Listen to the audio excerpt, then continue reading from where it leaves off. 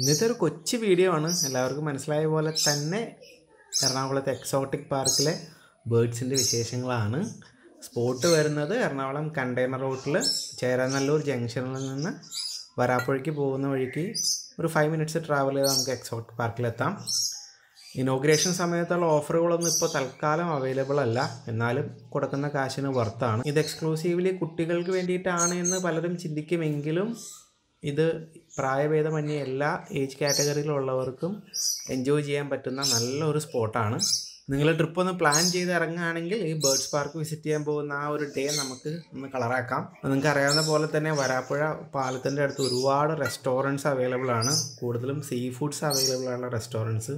അപ്പോൾ ഒരു ഉച്ച സമയത്ത് ഇങ്ങോട്ട് ഇറങ്ങുകയാണെന്നുണ്ടെങ്കിൽ നമുക്ക് എവിടെയെങ്കിലും കയറി നല്ല രീതിയിൽ ഭക്ഷണമൊക്കെ കഴിച്ചൊന്ന് റിലാക്സ് ചെയ്യുന്ന സമയത്ത് എക്സോട്ടിക് ബേർഡ്സ് പാർക്കിൽ കയറാം. ശേഷം അവിടെ ഒരു മാക്സിമം ഒരു 1 hour, അതിൽ കൂടുതൽ സ്പെൻഡ് ചെയ്യാനുള്ള ഒരു സ്കോപ്പ് അവിടെ ഇല്ല.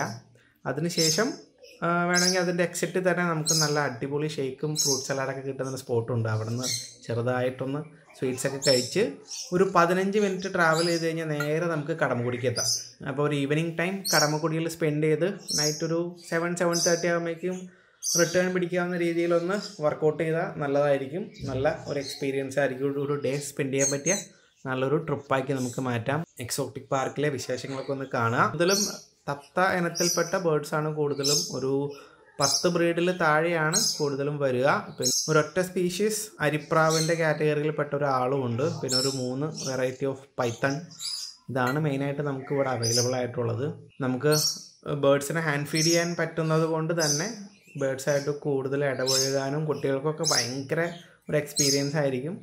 നമുക്ക് വേണമെങ്കിൽ താല്പര്യപ്പെടുന്നവർക്ക് നമ്മുടെ ശരീരത്തിലൊക്കെ വെച്ച് ഫോട്ടോസ് എടുക്കാനൊക്കെ അവസരമുണ്ട്. ശ്രദ്ധിക്കുക, അവർ നഖം പിടിക്കുമ്പോൾ ചെറിയ ഒരു ബുദ്ധിമുട്ടുണ്ടാവും. അതോടൊപ്പം തന്നെ ബേർഡ്സിൻ്റെ വായിൽ കൈയിട്ട് കഴിഞ്ഞാൽ നല്ലൊരു ഞെറുക്ക് കിട്ടാൻ ഒരു സ്കോപ്പ് ഉണ്ട്. സോ അതൊന്ന് ശ്രദ്ധിക്കുക.